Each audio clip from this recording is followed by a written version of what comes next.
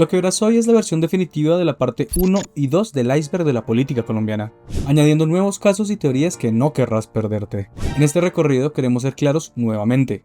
No es una opinión, es la recopilación de investigaciones judiciales, condenas en firme y archivos desclasificados. Si en algún momento llegamos a mencionar supuestos o rumores, los trataremos como lo que son, versiones no confirmadas. Sin más, comenzamos.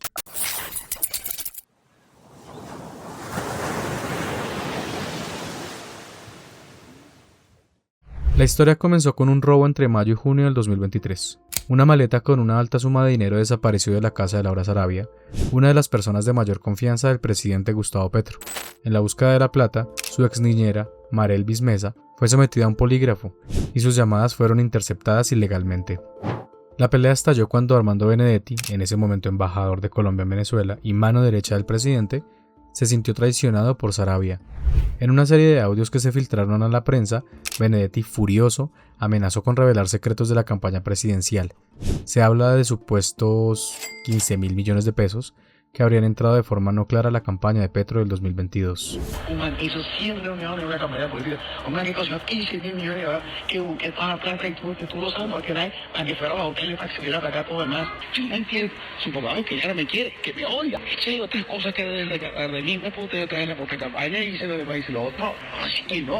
Aunque Sarabia y Benedetti volvieron a sus cargos, la pelea dejó mal parada la imagen del gobierno.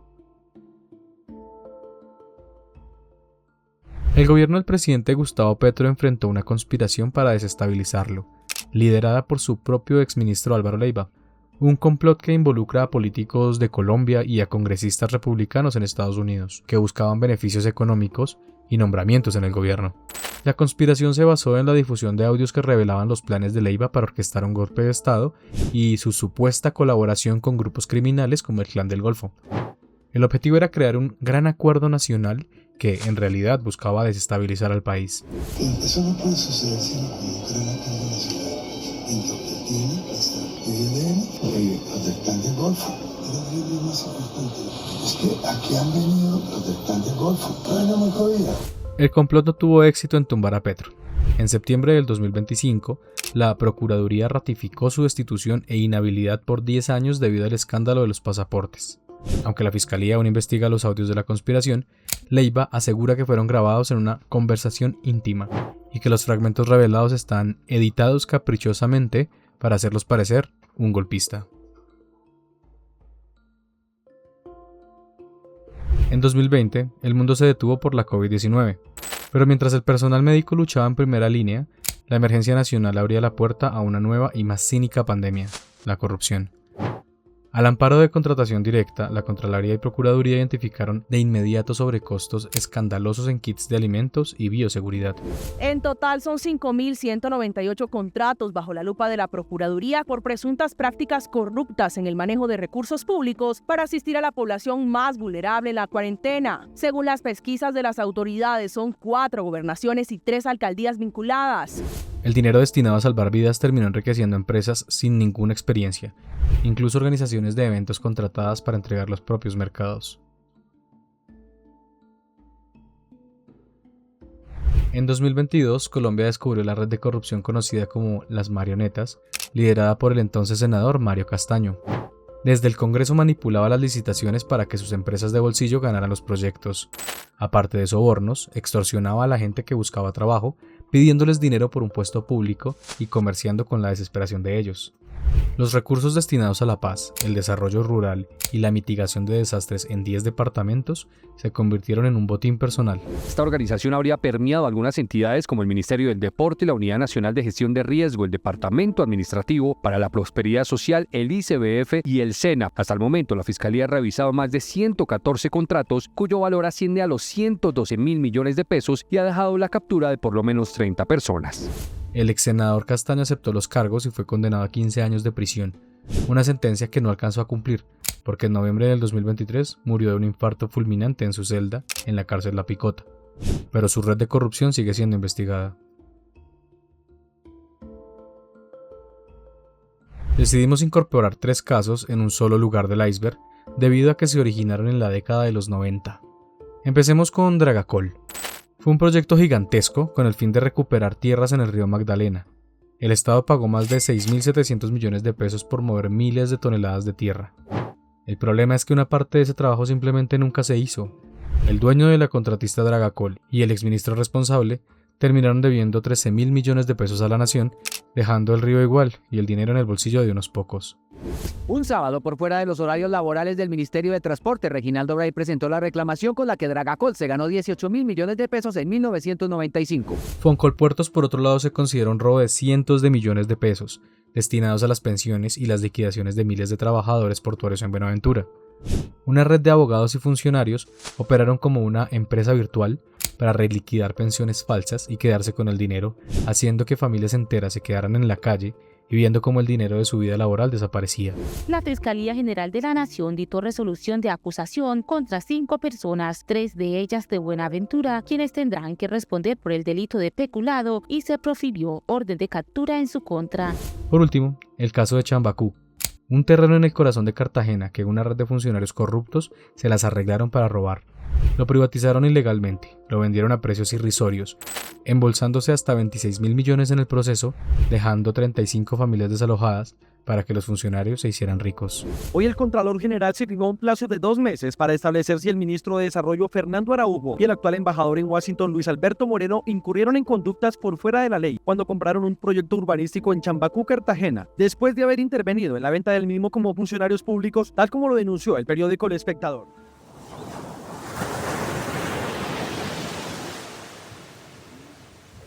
Después de más de 50 años de guerra, millones de víctimas y un país al límite, Colombia intentó la paz. En 2016, el Estado colombiano y la guerrilla más antigua de América, las FARC, firmaron un acuerdo que prometía ponerle fin al conflicto. Las causas eran claras. La guerra no tenía un ganador.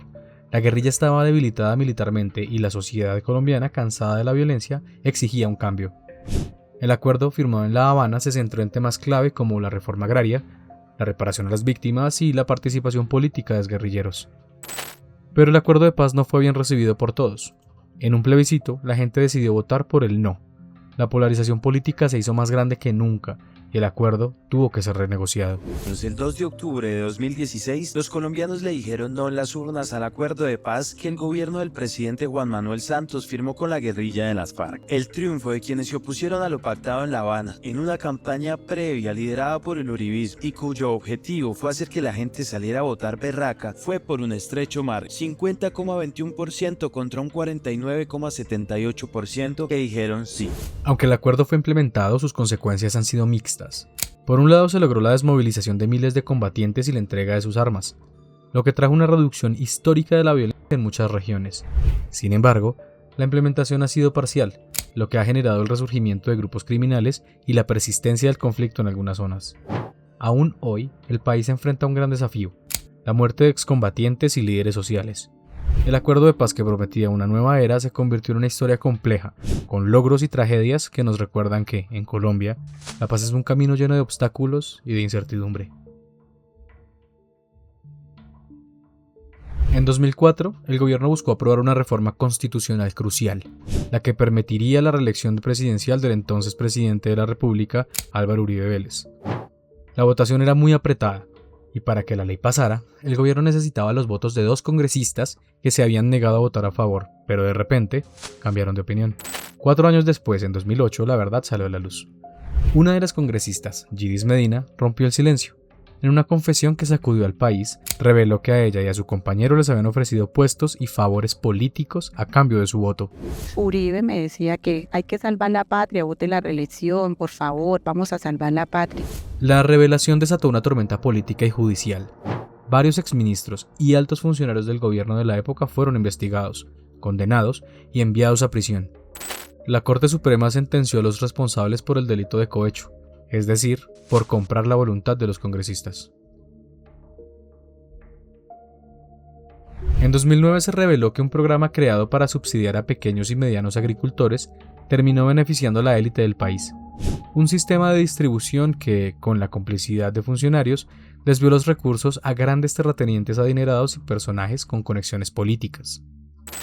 La indignación fue tal que se convirtió en una tormenta política y judicial. El principal protagonista del escándalo fue el exministro de Agricultura, Andrés Felipe Arias, quien fue destituido, inhabilitado y finalmente condenado a 17 años de prisión por la Corte Suprema de Justicia. Al comienzo de la segunda administración de Álvaro Uribe fue lanzado por el Ministerio de Agricultura el programa Agroingreso Seguro, que fue presentado con este comercial como la redención de las familias campesinas. 700.000 pesos, 680.000. 8 millones de pesos. 1 millón de pesos. Es en el agro donde todos ganamos. AIS, el agro es ingreso seguro. Aunque algunos de los beneficiarios, como la ex reina de belleza Valery Domínguez, fueron absueltos, el caso de Agroingresos Seguros evidenció aún más la corrupción del país.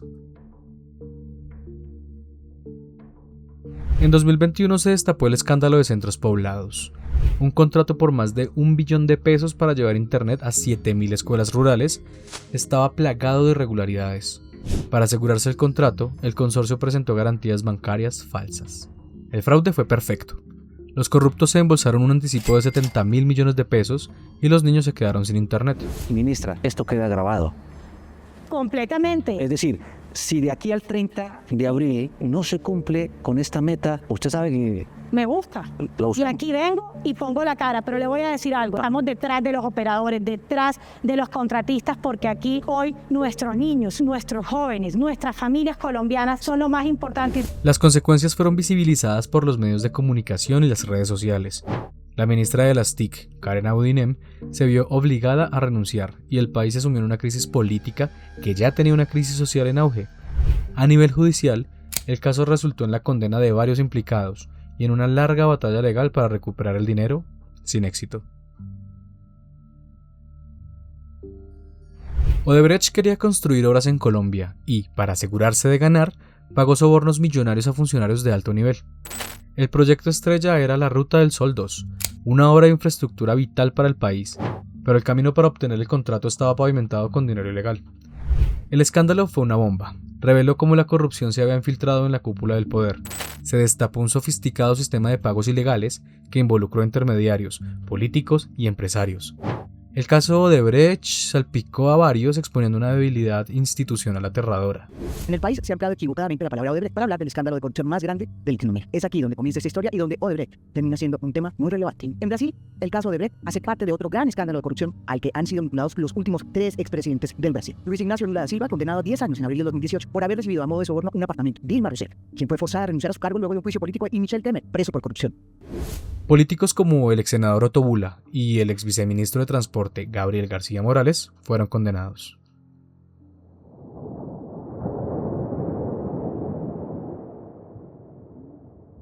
El escándalo de la UNGRD estalló por la malversación de 46.800 millones de pesos.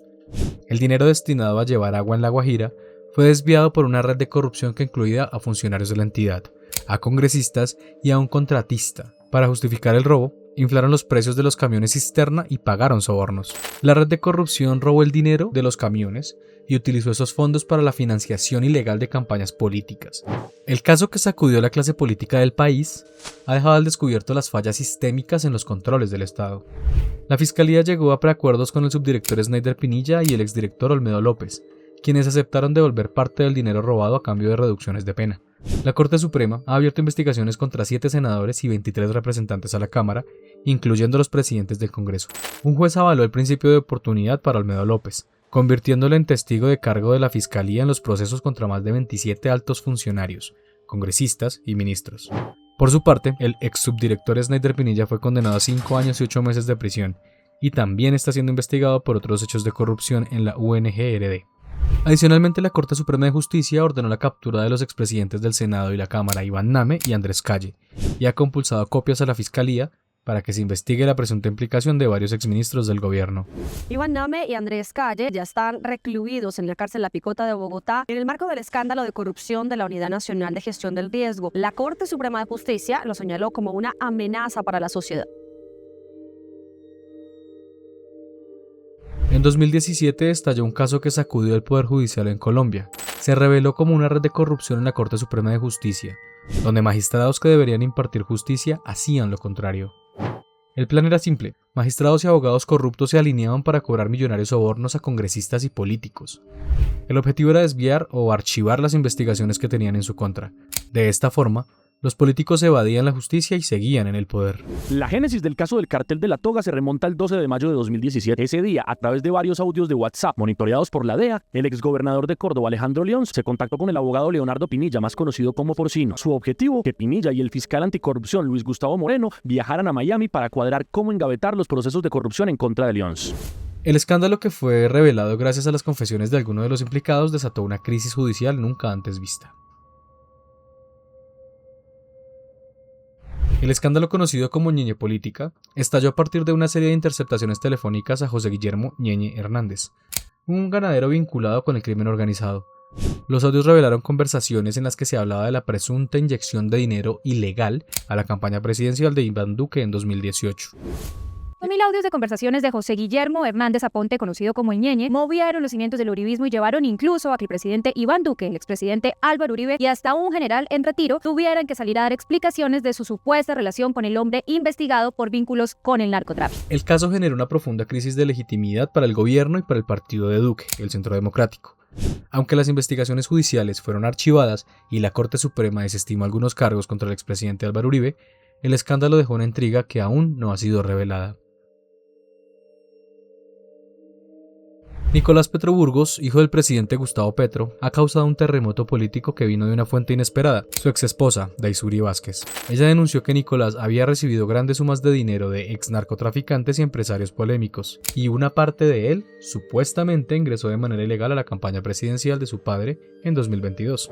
La revelación generó una crisis de confianza en el gobierno de Gustavo Petro. Veamos ahora cuáles han sido los primeros salpicados en esta investigación. El primero, por supuesto, es Nicolás Fernando Petro Burgos, quien es señalado por parte de su exesposa de recibir por lo menos 2.000 millones de pesos para supuestamente financiar la campaña del hoy presidente Gustavo Petro. Judicialmente, Nicolás Petro y su exesposa fueron arrestados, y él fue formalmente imputado. Aunque el presidente ha negado tener conocimiento de los dineros ilícitos, las revelaciones han avivado el debate sobre la transparencia en la financiación de campañas políticas en Colombia.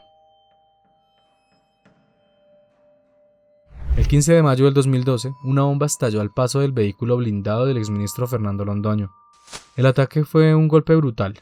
2 de sus escoltas murieron y 59 personas resultaron heridas, entre ellas el propio Londoño, y muchos civiles que pasaban por el lugar. El país se preguntó por la autoría del atentado. Sin embargo, no había una respuesta clara. Las sospechas apuntaban a varios frentes: a las FARC, a grupos criminales conocidos como BACRIM, e incluso paramilitares o personas afectadas por los escándalos de corrupción en los que Londoño había estado involucrado. El caso fue condenado a nivel nacional e internacional por organismos como la ONU y la OEA, que pidieron a Colombia que hiciera todo lo posible para encontrar a los responsables. El misterio sobre el verdadero motivo y el responsable de este ataque fue un menor de 17 años, presuntamente confeso. El joven infractor de 17 años, conocido con el alias de Carne, conoció su responsabilidad en el hecho ocurrido el 15 de mayo del año pasado en Bogotá, cuando murieron 2 personas del esquema de seguridad del exministro Londoño. El menor de edad, que podría ser condenado a pasar 5 años y medio en un centro de resocialización, aceptó cargos por delitos como homicidio agravado, tentativa de homicidio y concierto para delinquir. A finales de los años 50 y principios de los 60, mientras el país celebraba la supuesta paz en zonas rurales, miles de campesinos se sentían traicionados y abandonados. La exclusión política era total. No había espacio para la izquierda ni para las nuevas ideas. La respuesta del Estado a menudo era la represión. En este caldo de cultivo, de frustración, empezaron a surgir nuevas fuerzas. En 1964, en las montañas de Marquetalia, el gobierno lanzó una ofensiva militar contra un grupo de exguerrilleros liberales que se habían asentado allí. Acorralados, no tuvieron otra opción. Se unieron y fundaron las FARC, Fuerzas Armadas Revolucionarias de Colombia. Su lucha era por la tierra y por los derechos de los campesinos olvidados. El inicio de las FARC se remonta a la muerte de Jorge Eliezer Gaitán, hecho que llevó al país a una violencia partidista, donde uno de los afectados fue Pedro Antonio Marín, que posteriormente cambió su nombre a Manuel Marulanda Vélez. Con algunos de sus familiares creó un grupo armado para defenderse en el sur del Tolima. Allí nació el campamento Davis, que hacía parte de las llamadas Repúblicas Independientes, donde un grupo de campesinos luchó por varios años contra los gobiernos conservadores. En mayo de 1964, luego de soportar un ataque aéreo ordenado por el presidente Guillermo León Valencia en la llamada Operación Soberanía, se unieron para redactar un programa agrario y formar el llamado Bloque Armado del Sur, que posteriormente se unió con otro grupo en el Meta para llamarse Fuerzas Revolucionarias de Colombia, FARC. Pero las FARC no estaban solas. Ese mismo año, en el nororiente del país, nació otro movimiento, el ELN, o Ejército de Liberación Nacional, influenciados por la Revolución Cubana y su lucha antiimperialista. Y la lista no termina ahí. En 1967 también se formó el EPL, o Ejército Popular de Liberación, Su ideología maoísta, con la meta de una revolución comunista, cada uno con su propia causa, pero con un objetivo común: transformar a Colombia a través de las armas. En la década de los 2000, un nuevo poder criminal se unió a la clase política para controlar el país: el paramilitarismo. Las Autodefensas Unidas de Colombia, AUC, buscando legitimidad y poder, se sentaron a la mesa con congresistas y políticos para hacer un pacto. El objetivo era decidir el poder a nivel local y regional, a través de la intimidación, el terror y la financiación de campañas. La Corte Suprema de Justicia fue la única que se atrevió a desenterrar este terrible secreto. Lo que encontraron fue impactante. Decenas de congresistas, gobernadores y alcaldes de la época habían hecho pacto con las AUC. Esto desencadenó una crisis política sin precedentes. Más de 50 congresistas fueron condenados e imputados. Con el argumento de haber violado la moralidad pública, el juez 37 administrativo de Bogotá ordenó a 50 excongresistas condenados por la Corte Suprema de Justicia por vínculos con las autodefensas devolver todos los dineros recibidos por reposición de votos, salarios y prestaciones. En el departamento de Córdoba, la ambición llegó a un nivel macabro. La hemofilia es una enfermedad tan rara que solo afecta a una de cada 100.000 personas. Matemáticamente, en Córdoba debería haber unos 16 pacientes. Sin embargo, bajo la gobernación de Alejandro Lyons ocurrió un milagro. De la noche a la mañana aparecieron 81 pacientes. El tratamiento, al ser de altísimo costo, no estaba cubierto por el plan básico, lo que obligaba a la gobernación a pagar facturas millonarias directamente a las IPS aliadas por cada paciente registrado. La IPS, Unidos por su Bienestar, presentaba exámenes falsificados y firmas de médicos que jamás vieron a esos pacientes. Pero lo más oscuro ocurrió con los pacientes reales. Aprovechándose de su pobreza, el cartel les ofrecía sobornos de hasta 500.000 pesos para que firmaran que habían recibido el tratamiento completo. En realidad les daban dosis mínimas, poniendo sus vidas en riesgo para que los políticos pudieran revender el medicamento sobrante o quedarse con el dinero. Pañitos de agua tibia. Más de uno la ayudaron económicamente y más de uno vendía su salud por cualquier peso. Pero por casi a un paciente yo también lo comprendo. Yo lo haría, hasta pude hacerlo. Recibirte 200.000 pesos porque en el momento yo tengo esa necesidad. Al recibir dosis incompletas, los pacientes reales sufrieron hemorragias internas masivas y daños irreversibles en sus articulaciones. Mientras los políticos compraban fincas y apartamentos de lujo, los enfermos se retorcían de dolor en camas de hospital, por falta de la medicina que el Estado ya había pagado.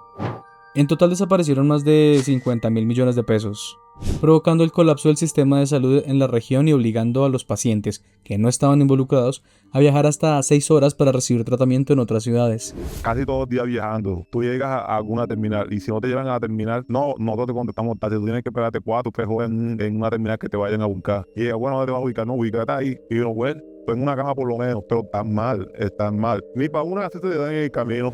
El exgobernador Alejandro Lyons huyó a Estados Unidos y, como informante de la DEA, confesó que para encubrir este robo pagaron sobornos a magistrados de la Corte Suprema, en el infame cartel de la toga.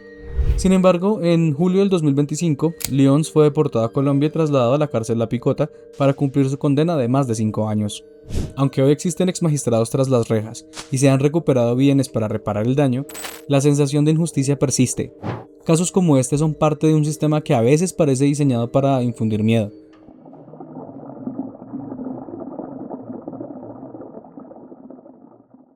Turbay Ayala llegó al poder con una promesa que hoy suena casi absurda: reducir la corrupción hasta sus justas proporciones.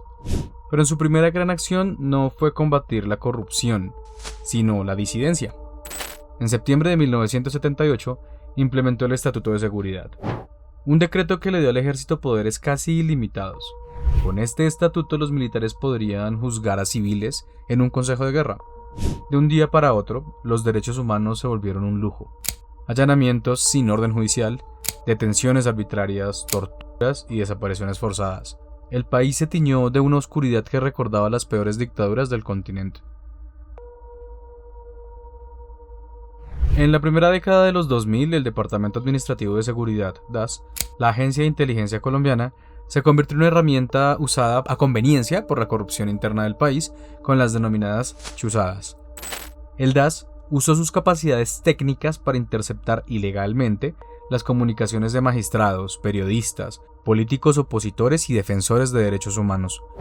Su objetivo era silenciarlos y desprestigiarlos. Él convirtió la única agencia civil de inteligencia en una agencia de inteligencia para el servicio exclusivo de los intereses de ese gobierno, que se tradujeron en perseguir a magistrados de la corte, a opositores, a críticos, a periodistas. Y obviamente, en lo que era un organismo civil de inteligencia, se terminó convirtiendo en el más atroz aparato de la guerra sucia que haya habido en Colombia. Pero el escándalo no terminó ahí. El DAS también se alió con los grupos paramilitares, entregándoles listas de líderes sociales y sindicales para que los asesinaran. Esta colaboración, que expuso el peligro de la infiltración criminal, llevó a que el presidente Juan Manuel Santos en 2011 disolviera la agencia.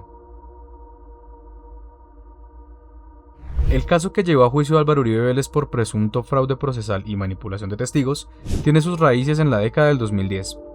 Todo comenzó con las investigaciones del senador Iván Cepeda sobre los presuntos vínculos de Uribe con el paramilitarismo. En un giro inesperado, Uribe denunció a Cepeda por supuesta manipulación de testigos.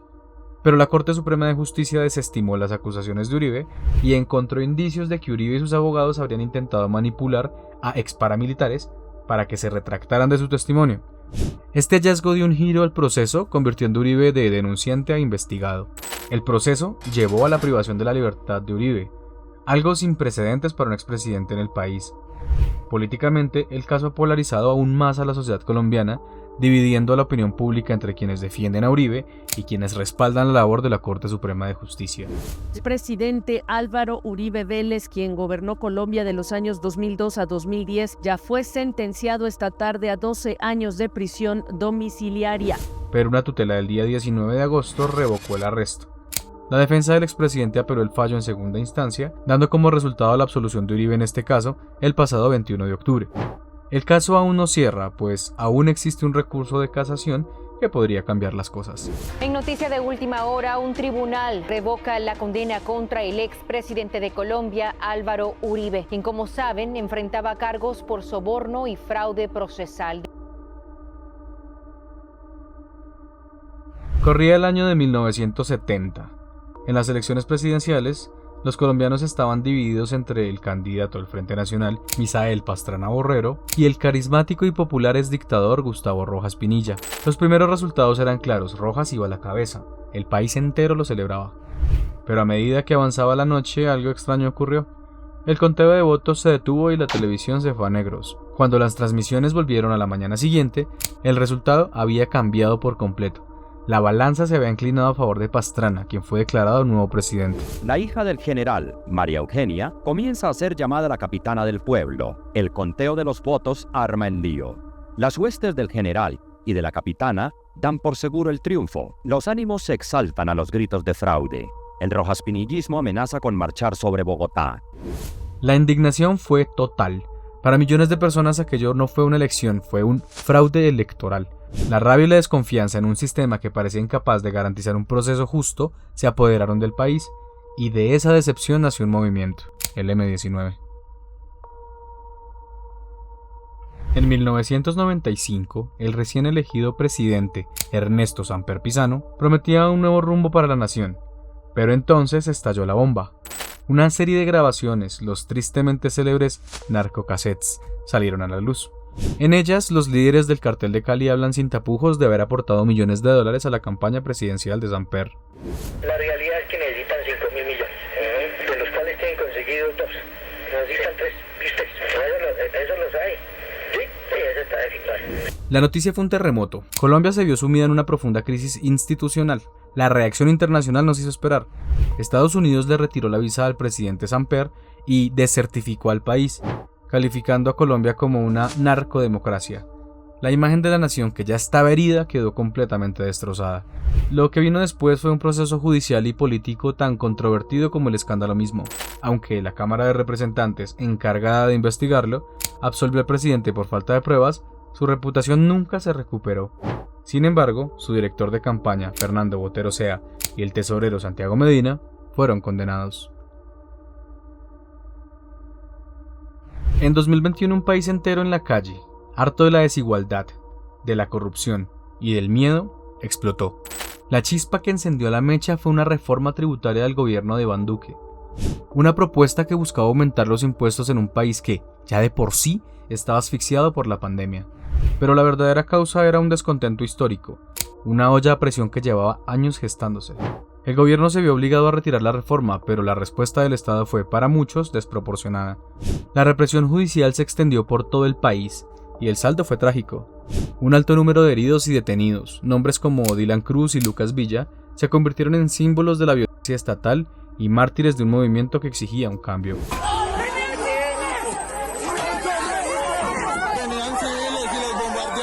¿Qué es esto? ¡Mierda! No diga nada. Espera. ¡Ay, cómo le pegan! El paro nacional, para muchos analistas, fue un factor determinante en la elección presidencial que se dio al año siguiente. En los años 70, un nuevo tipo de riqueza empezó a inundar Colombia, los capitales calientes del narcotráfico. Primero fue la marihuana, luego la cocaína. De la noche a la mañana, una actividad clandestina se convirtió en un imperio económico tan poderoso que ni el gobierno ni los partidos tradicionales pudieron ignorar. Los narcotraficantes no se quedaron en las sombras, querían poder y querían impunidad, así que se infiltraron en la política. Empezaron comprando conciencias de funcionarios locales, financiando campañas políticas y, literalmente, comprando elecciones. Lo llamaron clientelismo mafioso. Un nombre se destaca por encima de todos. A finales de los 70, la ambición de un joven traficante, Pablo Escobar, no conocía límites. No se conformaba con ser un simple criminal. Quería respeto, quería poder legal. Con su fortuna buscó un lugar en la política, usando su dinero en la construcción de barrios para los más pobres y así ganarse el apoyo popular. Yo no busco, y mi anhelo no es que haya un enfrentamiento entre el pueblo colombiano. Yo busco la paz y siempre he predicado la paz y he anhelado la paz. Su ascenso a la Cámara de Representantes fue el resultado de una estrategia calculada. La clase política desprevenida, o quizás indiferente, no se dio cuenta del monstruo que estaba alimentando. El gobierno de la época, a menudo criticado por su pasividad, permitió que el poder de los narcos creciera sin control. En 1953, el general Gustavo Rojas Pinilla llegó al poder, no a través de las urnas sino con un golpe de estado. Para muchos fue un respiro, un militar con la promesa de poner fin a la carnicería política. El país, desesperado por la paz, lo recibió con aplausos. La violencia bipartidista, al menos en un primer momento, pareció retroceder. Pero esa paz tuvo un precio, y ese precio fue la libertad.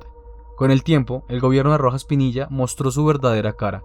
La censura se convirtió en la norma, periódicos críticos como El Espectador fueron silenciados, quien se atrevía a contrariar era castigado. Si bien su gobierno no fue democrático, el régimen de Rojas Pinilla dejó una huella en el desarrollo del país. Durante su mandato se impulsó la construcción de obras públicas, se mejoró la infraestructura y se trajeron avances tecnológicos como la llegada de la televisión a Colombia en 1954. El poder absoluto corrompe y el caso de Rojas Pinilla no fue la excepción. Acusaciones de enriquecimiento ilícito salpicaron a su familia y allegados.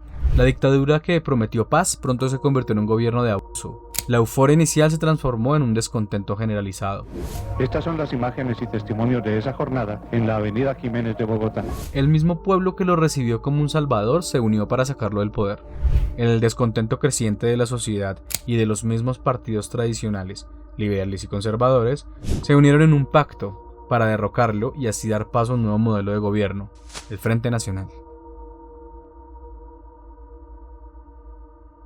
El 23 de julio del 2001, más de 50 políticos se reunieron en secreto con los jefes paramilitares más peligrosos del país, como Salvatore Mancuso y Don Berna. El objetivo era escalofriante: refundar la patria. Bajo el nombre clave de Plan Birmania, los paramilitares iniciaron una infiltración sistemática en el Estado. Se infiltraron en la Fiscalía, la Policía y, lo más grave, el Congreso de la República. Se estima que los paras llegaron a controlar el 35% del poder legislativo. Este pacto permitió desviar recursos de la salud y ganadería para financiar la guerra, silenciando a cualquiera que intentara denunciar. Incluso, el director del DAS de la época, Jorge Noguera, fue señalado como una cuota directa de los paras para facilitar persecuciones y asesinatos desde la inteligencia estatal. La verdad salió a la luz gracias a un computador del hombre de confianza de Jorge 40. Allí se encontró la prueba reina: listas negras de opositores y detalles de saqueos a recursos públicos. Uno de los casos más dolorosos fue el de Udaldo Díaz, alcalde de El Roble Sucre, quien denunció que lo iban a matar por no entregar el dinero público. Soy el alcalde del Roble suspendido por una sola razón, injusta. Vea todo lo que me inventaron y me iban a matar. Ahora viene el otro paso, repito, y es que a mí me van a matar. Días después fue asesinado. Se confirmó que su nombre estaba en las listas de exterminio del Bloque Norte. En este 2026, Salvatore Mancuso ha regresado a Colombia como gestor de paz, reabriendo las heridas del pacto. Aunque muchos de los firmantes originales ya pagaron sus penas, el fenómeno ha mutado. Los analistas advierten sobre una parapolítica de segunda generación. Los herederos de aquellas familias siguen ocupando curules en el Congreso.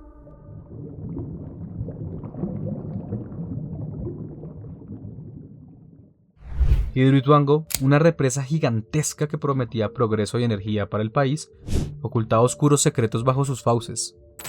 La zona de la represa por décadas fue un cementerio. El río Cauca y sus alrededores habían sido usados como fosas comunes por los grupos armados ilegales. Cientos de personas desaparecidas y víctimas de guerra se encontraban ahí, pero cuando la construcción de Hidroituango avanzó, la verdad fue ignorada. Durante 5 días, la misión de observación constató que en los 12 municipios del megaproyecto estarían los cuerpos de víctimas de desaparición forzadas. Los vocero de la misión señalaron que desde 2014 a 2017 la Fiscalía ha exhumado 159 cuerpos en los mismos 12 municipios sobre la ribera del río. Las autoridades, al igual que la empresa, negaron que los cuerpos de desaparecidos estuvieran en el área al ser inundada. Así que, sin un plan de búsqueda, sin una investigación a fondo, se llenó el embalse. Cientos de cuerpos quedaron sepultados bajo millones de litros de agua. En la tarde del 7 de junio del 2025, el senador y precandidato presidencial Miguel Uribe Turbay, una de las voces más críticas de la derecha, fue atacado en un mitin político en el barrio Modelia de Bogotá.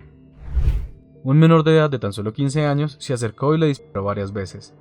2 de los proyectiles impactaron en su cráneo, dejándolo herido de gravedad. El joven fue capturado en el acto, confesó a gritos que lo hizo por plata. Después de una lucha de 2 meses en el hospital, el senador no pudo recuperarse de sus heridas. Su fallecimiento, confirmado por su familia, conmocionó al país y a la clase política. Y mucha atención que arrancamos esta jornada informativa con una mala noticia. Acaba de confirmar la muerte del senador por el Centro Democrático Miguel Uribe Turbay. Recordemos que el senador fue ingresado a la clínica Fundación Santa Fe en el norte de la capital colombiana el pasado 7 de junio luego de ser víctima de un atentado con arma de fuego en el Parque del Golfito en el sector de Modelia. Gracias a la confesión del menor, que fue sancionado a 7 años de privación de la libertad, la fiscalía acusó a varios implicados, incluyendo a alias El Costeño como coordinador del sindicato y a un presunto cabecilla, alias El Viejo, que según la jueza planeaba más atentados contra otros precandidatos. Su muerte, vista por muchos como el regreso de épocas que consideramos superadas, dejó una silla vacía en el Senado. El caso dejó un profundo luto en la sociedad colombiana y reavivó el debate sobre la seguridad de los líderes y la fragilidad de la paz. En 1990, después de décadas de guerra, la paz parecía, por primera vez, una posibilidad real. El ex líder de la guerrilla del M-19 se había desarmado y ahora buscaba un cambio en las urnas. Carlos Pizarro León Gómez manifestaba su intención de ser presidente de Colombia. El 26 de abril de 1990, Pizarro subió a un avión. Iba a hacer una campaña política, pero su viaje nunca llegó a su destino. Gerardo Gutiérrez Uribe, alias Jerry, acabó con él en pleno vuelo a Barranquilla, pocos minutos después del despegue. Se confirmó que el magnicidio fue planeado por una alianza criminal entre los líderes paramilitares de las AUC, incluyendo los hermanos Carlos y Fidel Castaño, y altos agentes del extinto Departamento Administrativo de Seguridad, DAS. En noviembre del 2024, ante la Comisión Interamericana de Derechos Humanos, el Estado colombiano reconoció oficialmente su responsabilidad internacional en la ejecución extrajudicial de Carlos Pizarro. Es la aceptación por primera vez de que miembros de la inteligencia oficial conspiraron para asesinar un líder de oposición. Ya 20 años de cárcel fue condenado Jaime Ernesto Gómez, ex escolta del ex candidato presidencial Carlos Pizarro León Gómez. Así lo determinó un juez especializado de Bogotá, quien señaló que Gómez fue partícipe del asesinato ocurrido el 26 de abril de 1990. Según la decisión, fue Gómez la persona encargada de asesinar al señor de Pizarro en una supuesta acción heroica para silenciarlo y por orden de los hermanos Castaños. En la década de los 80, el país vivía con miedo, atrapado en una red de violencia, fundamentalmente inducida por el Cartel de Medellín. En medio de todo este caos sobresale el nombre de Luis Carlos Galán Sarmiento, un candidato presidencial que prometía acabar con la impunidad y, sobre todo, reinstaurar la extradición de narcotraficantes. Galán era una amenaza para todos aquellos que se beneficiaban de la violencia.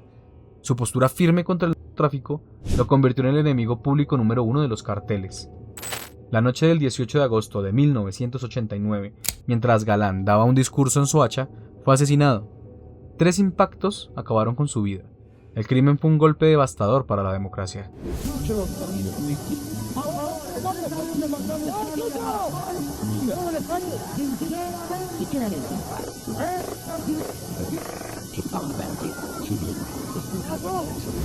El asesinato desató una guerra total contra el cartel de Medellín.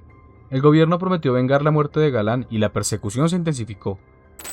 Uno de los primeros golpes a los traficantes fue la muerte de Gonzalo Rodríguez Gacha, uno de los principales financistas de los paramilitares. Esto tuvo una consecuencia inesperada. El líder del cartel creyó que los paramilitares se unirían a su guerra contra el Estado, pero se equivocó. Estos grupos, sintiendo la presión del gobierno, decidieron que era mejor tomar distancia del narcotráfico y concentrarse en su lucha contra la guerrilla. Esta separación entre paramilitares y los narcos marcó un antes y un después en el conflicto, pero eso no terminó allí. El influyente político Alberto Santofimio Botero fue condenado a 24 años de prisión por la Corte Suprema de Justicia como determinador del crimen, probando el nexo directo entre la política de alto nivel y la mafia de los carteles.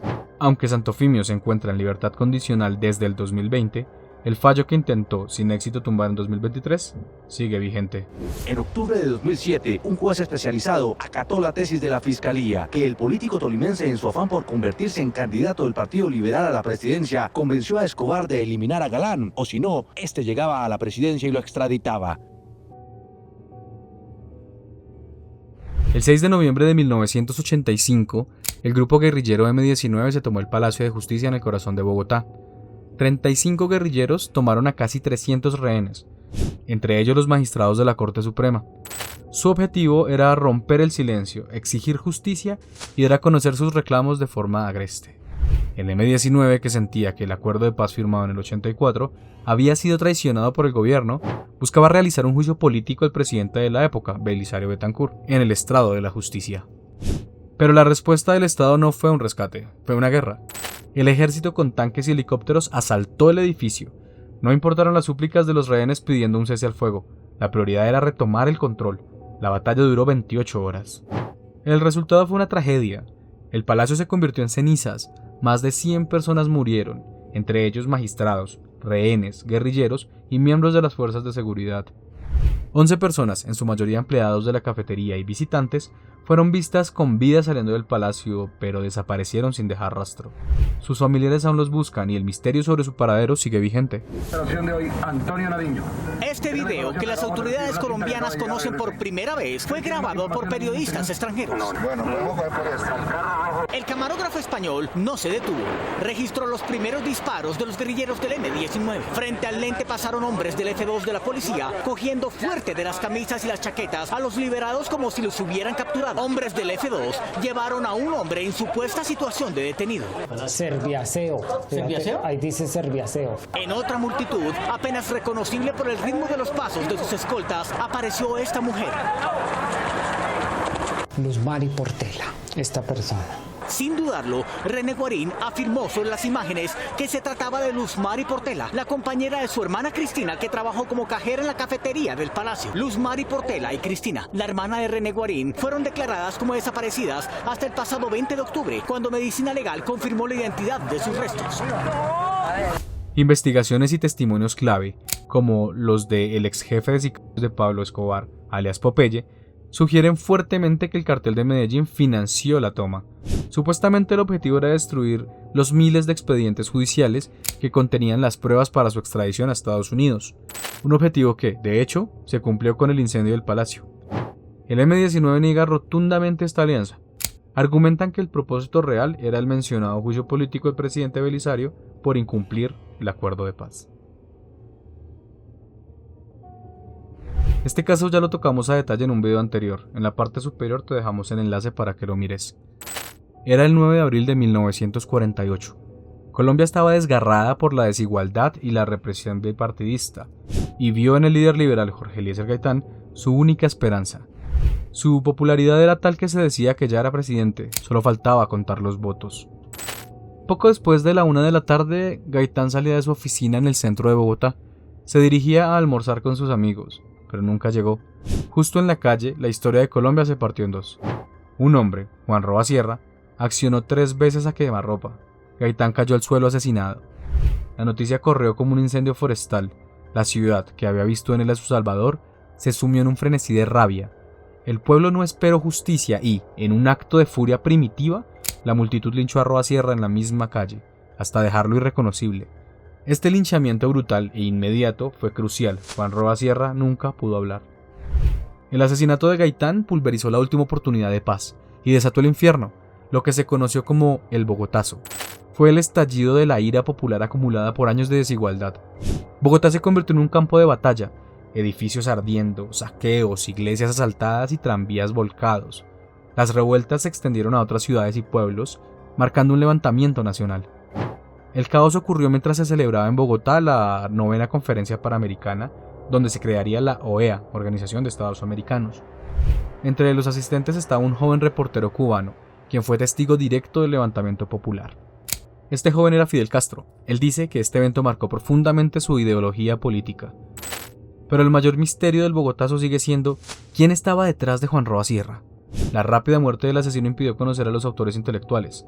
A lo largo de los años, se ha tejido y documentado teorías e hipótesis que contaremos brevemente. La primera teoría es la más conveniente para el status quo. Juan Roa Sierra actuó solo. La investigación lo perfiló como un hombre pobre y desempleado, con tendencias fascistas y un historial de esquizofrenia paranoide. Esta versión sugiere que Roa se obsesionó con Gaitán, lo endiosó y al descubrir que solo era un ser humano común, se sintió traicionado. Su locura, mezclada con el interés por la simbología nazi, habría sido el cóctel explosivo. Roa, en este relato, es tanto culpable como víctima de su propia mente enferma. En el contexto de la Guerra Fría, los culpables fueron los comunistas. El gobierno conservador usó el caos del Bogotazo para culpar al Partido Comunista y, por extensión, a la Unión Soviética. La narrativa era simple. Agentes extranjeros buscaban desestabilizar la región. Esta teoría se vio impulsada por el hecho de que Bogotá era la sede de la Conferencia Panamericana y que un joven Fidel Castro se encontraba en la ciudad. El cubano de hecho se reunió con Gaitán días antes y presenció el estallido. Sin embargo, las supuestas pruebas de la KGB se basan en testimonios inconsistentes y hasta hoy nunca se ha probado el vínculo directo entre el comunismo internacional y Juan Roa Sierra. El interés extranjero. Años antes, el joven Gaitán había expuesto la brutalidad de la United Fruit Company en la famosa masacre de las bananeras. La teoría sugiere que la CIA tenía infiltrados en Bogotá, como el agente John Mipos Espíritu. La agencia había intentado sobornar o neutralizar a Gaitán. Al fracasar, se habría activado la operación Pantomima para contactar y contratar a Juan Roa Sierra para cometer el crimen. La traición liberal. Gaitán fue traicionado por su propia gente, la élite del Partido Liberal. A pesar de ser jefe único, su discurso populista amenazaba a los líderes tradicionales. La pieza clave es la presencia de Plinio Mendoza Neira, representante de los rivales internos de Gaitán, quien salía tomado del brazo con el caudillo del momento del disparo. Testimonios no confirmados sugieren que Mendoza fue quien puso de blanco a Gaitán para que Roa, que nunca lo había visto de cerca, supiera a quién disparar. Un crimen de Estado. Se rumora que sectores conservadores infiltraron agentes para llevar a cabo el complot.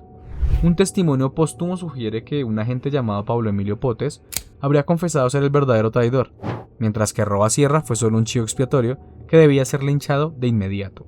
La intención era clara. Gaitán debía desaparecer porque representaba un peligro existencial para el sistema político y económico de las élites tradicionales. ¿Cuál de estas teorías te parece la más conveniente? Estaremos leyendo tus argumentos en los comentarios. A finales del siglo XIX, Colombia era un barril de pólvora. Los liberales estaban furiosos porque el gobierno de la hegemonía conservadora los había borrado del mapa político, ignorando su voz y sus votos. Sentían que la única opción era la guerra. Esta furia política se encontró con una crisis económica brutal. Los precios del café se desplomaron, los impuestos se dispararon y la gente de a pie estaba hambrienta. La chispa que detonó el conflicto fue la cancelación de las elecciones de 1899 por parte de los conservadores. El 17 de octubre de 1899, el primer disparo se hizo en el departamento de Santander, y lo que siguió fue una carnicería. Durante más de 1130 días, casi 3 años, el país se desangró en batallas campales, guerrillas y emboscadas. Se estima que murieron entre 25 y 80.000 colombianos. Un golpe demográfico devastador. Familias enteras fueron destrozadas en un conflicto fratricida. Además de esto, la moneda se devaluó tanto que el gobierno tuvo que recurrir a la impresión masiva de billetes sin respaldo, papel moneda, llevando la inflación al límite. Pero un golpe más humillante y duradero estaba por llegar. Estados Unidos planeaba construir el crucial canal interoceánico en Panamá. Los estadounidenses, cansados de las demoras de Colombia y temerosos de que la inestabilidad política pusiera en riesgo el proyecto, decidieron actuar. Aprovechando la debilidad colombiana, Estados Unidos intervino militarmente en 1903, un año después de que la guerra terminara. El golpe de Estado panameño que declaró la separación contó con el apoyo directo militar y financiero de Estados Unidos. Colombia, sin ejército que enviar ni dinero para financiar una reconquista, no pudo hacer nada, y de forma oficial, Panamá se separó de Colombia. La guerra de los 1000 días metió lo peor de nuestra cultura política a la cotidianidad de los colombianos. La guerra de los 1000 días facilitó la separación de Panamá. La guerra de los 1000 días nos dejó principalmente alrededor de 25.000 muertos. Mucho antes de Gaitán o Galán, Colombia vivió el magnicidio que definió el ADN de la impunidad en nuestro país, Rafael Uribe Uribe, un general que sobrevivió a 1000 batallas, un líder carismático, a un paso de la presidencia emboscado en pleno centro de Bogotá. Eran las 12:55 de la tarde del 15 de octubre de 1914. El general Uribe Uribe caminaba hacia el Capitolio cuando los policías que custodiaban el Congreso fueron retirados estratégicamente.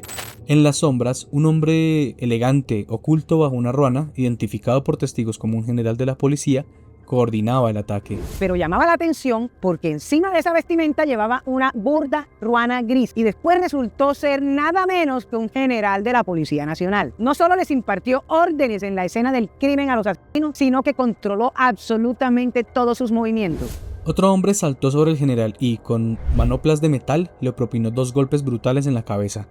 Uribe Uribe quedó aturdido y sin defensa. Este hombre desapareció entre la multitud. Con el general tambaleándose, los sicarios Leovigildo Galarza y Jesús Carvajal entraron en acción. Galarza descargó el primer hachazo gritando una frase ensayada: "Usted es el que nos tenía fregados". Segundos después, Carvajal remató el cuerpo caído sobre la carrera séptima con una crueldad cinematográfica. Lo que siguió fue una agonía de 12 horas en una habitación invadida por una multitud curiosa que casi no dejaba respirar al general, mientras el sistema judicial se apresuraba a borrar cualquier rastro de los autores intelectuales. A día de hoy, el caso se recuerda por un detalle perturbador. Solo un año después, los asesinos salieron de su celda para protagonizar una película sobre su propio crimen llamada El drama del 15 de octubre, el primer largometraje documental filmado en Colombia.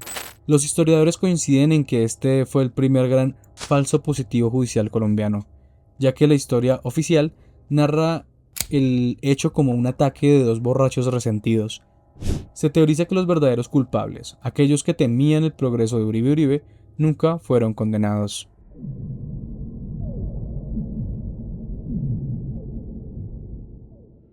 En los años 80 la guerrilla decidió dejar las armas y probar suerte en la política. De este acuerdo con el gobierno nació un movimiento llamado la Unión Patriótica o la UP. La UP se convirtió en un fenómeno político, obtuvieron alcaldías, consejos y escaños en el Congreso, pero la esperanza por encontrar paz duró poco. Ciertos sectores llenos de un odio político profundo no podían tolerar la idea de que exguerrilleros hicieran política. Para ellos, era una amenaza que debía ser eliminada. Lo que vino después fue un exterminio sistemático.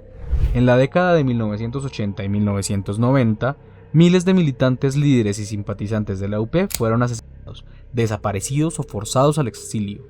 Fue una persecución que pulverizó la fe en la vida democrática.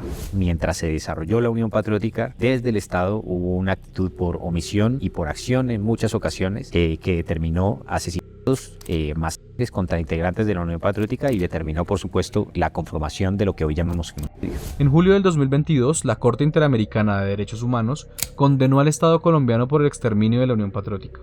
La Corte calificó los hechos como un genocidio y concluyó que el Estado fue responsable de no proteger a más de 6.000 de sus miembros.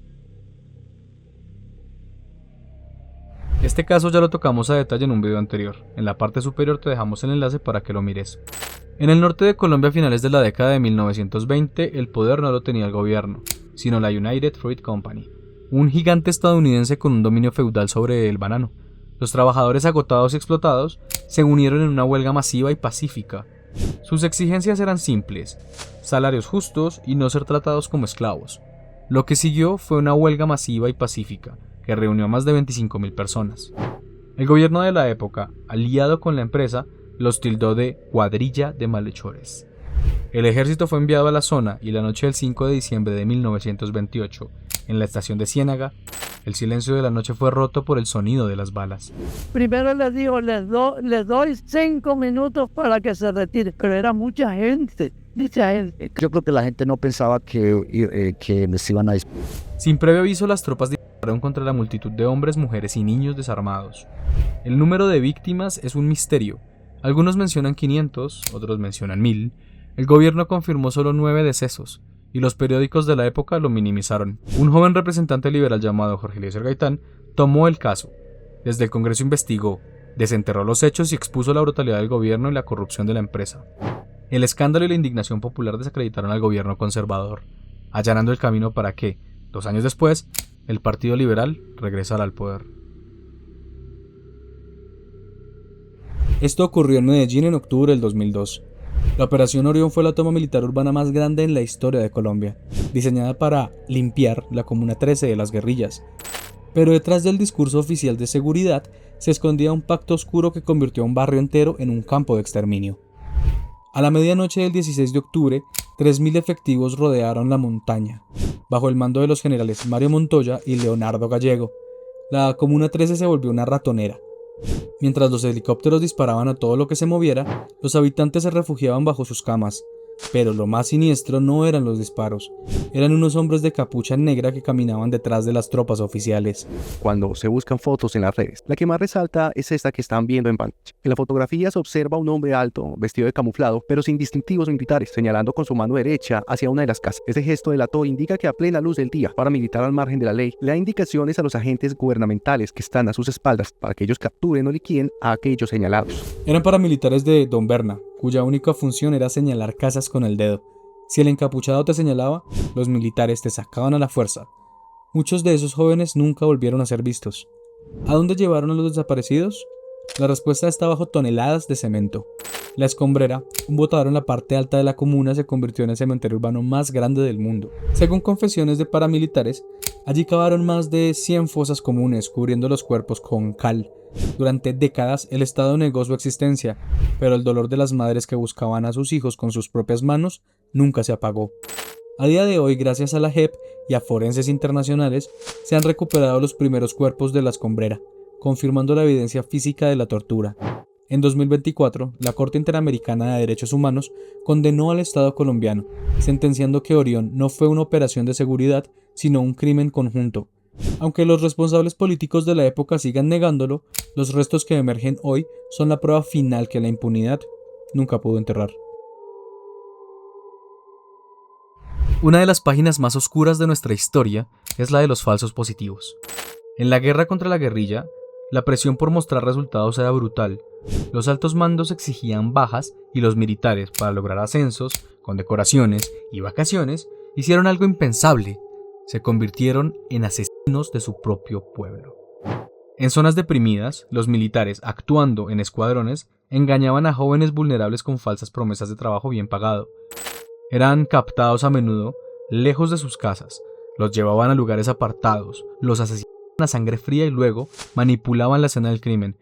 Vestían a los civiles con uniformes de combate, les colocaban armas junto al cuerpo y los presentaban al país como guerrilleros muertos en combate.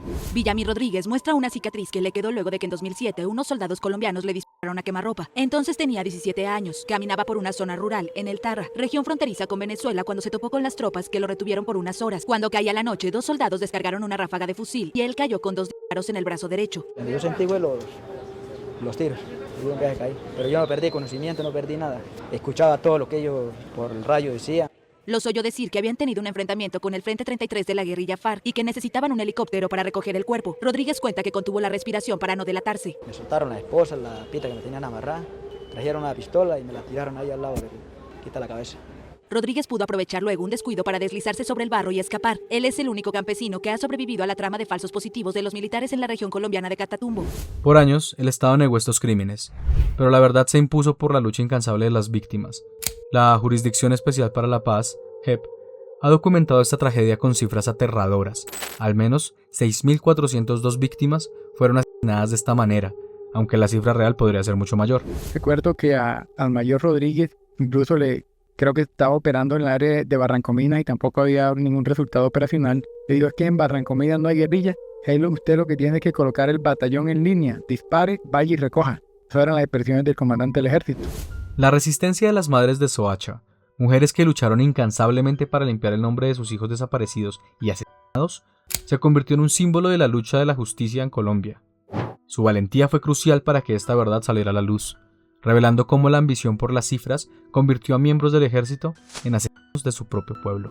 Soy hermana de Jaime Castillo Peña, desapareció aquí en Bogotá, apareció en Ocaña Norte de Santander junto con los jóvenes de Soacha. Nuestra lucha no termina y seguiremos adelante para llegar a encontrar a los verdaderos responsables y encontrar y saber quién dio la orden de cometer todos estos crímenes.